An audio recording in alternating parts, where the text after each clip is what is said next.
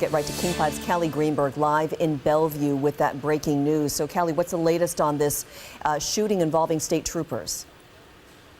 So this was quite the chase that happened involving some shots fired at state troopers. Thankfully, no one is hurt. I'm going to give you a look at what we see behind. It looks rather dark, but this is where the investigation is happening. Lakemont Boulevard, right in the middle of Lakemont Park here in Bellevue. On the one side of the street, you can actually see the state troopers' vehicle that was shot at. And then on the other side, you see a black SUV.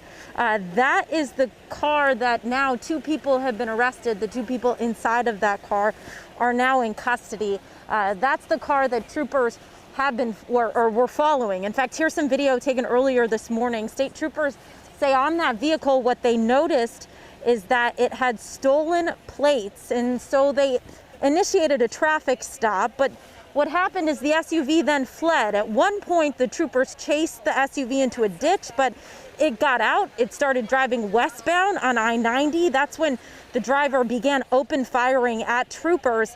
In fact, here, take a listen to what WSP had to say when we spoke to them this morning. We do a pit. He goes into the ditch. He tries to back out and almost hits my patrol car, go westbound. Then he opens up with his handgun, starts shooting at the trooper and I. Again, thankfully, no one was hurt. The 2 men are in custody. It all came to a finish here on Lakemont Boulevard. That is when they were able to once again do a pit move on the car, have it stranded on the side of the road.